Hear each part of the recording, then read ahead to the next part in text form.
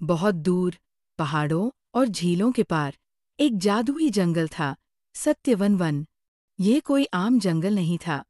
वहाँ के जानवर बोल सकते थे, सोच सकते थे और इंसानों जैसी समझ रखते थे। पर एक नियम सबसे ज्यादा मशहूर था। यहाँ हर कोई जो बोलेगा, सिर्फ सच ही बोल पाएगा। इस नियम के कारण वहाँ का जीवन शांत, साफ और समझदारी से भरा था। जंगल के बीचों बीच रहता था एक खास शेर, सत्यराज। वो न केवल जंगल का सबसे ताकतवर, बल्कि सबसे ईमानदार जीव था। उसकी आवाज गूंजती थी, लेकिन वह हमेशा सच बोलता, चाहे सामने वाला कोई भी हो। सत्यराज की ईमानदारी उसके लिए एक वरदान भी थी और बोझ भी। जब कोई हिरन उससे पूछता, क्या मैं तेज दौड़ता हूँ?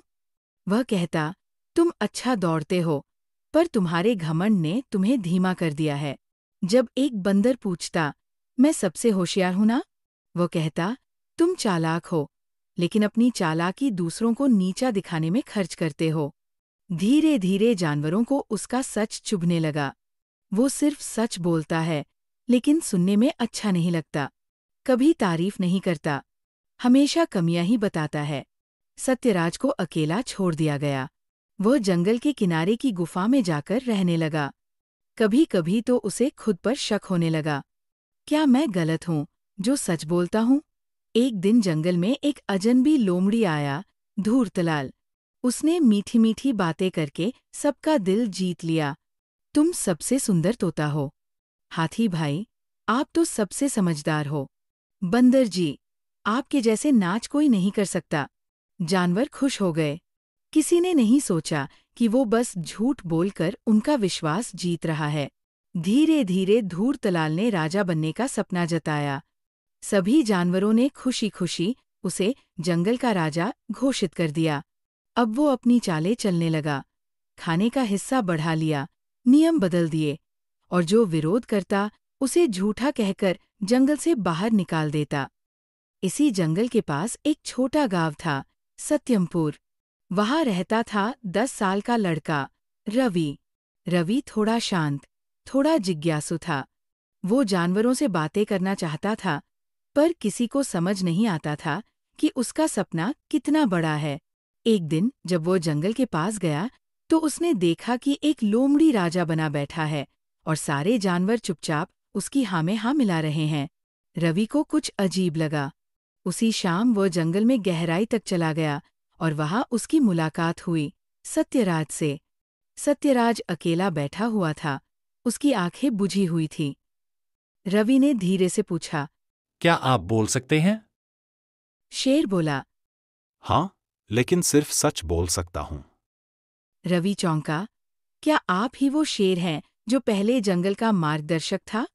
सत्यराज ने सिर हिलाया। रवि बोला, तब तो आपको वापस चलना चाहिए। जंगल में झूठ फैल रहा है। सत्यराज ने कहा, लोग सच सुनना नहीं चाहते। उन्हें झूठ अच्छा लगता है। उन्होंने मुझे छोड़ दिया। रवि ने शांत स्वर में कहा, लेकिन जब सच को जरूरत होती है तो वह खुद को नहीं रोक सकता। आपको वापस चलना होगा, मेरे साथ। अगले दिन रवि और सत्यराज साथ जंगल पहुंचे। सभी जानवर चौंक गए। ये शेर तो वापस आ गया। धूर्तलाल मुस्कराया। देखो देखो, सच का मसीहा वापस आया है। रवि ने सब जानवरों को इकट्ठा किया और कहा, अगर राजा बनने के लिए झूठ बोलना पड़े तो क्या वो सही राजा होगा? जानवर चुप हो गए। तभी सत्यराज आगे बढ़ा और कहा, धूर्तलाल, क्या तुम सच बोल सकते हो? धूर्तलाल हंसा। मैं? क्यों नहीं? सत्यराज ने पूछा, क्या तुमने बंदर को सबसे अच्छा नर्तक कहा था?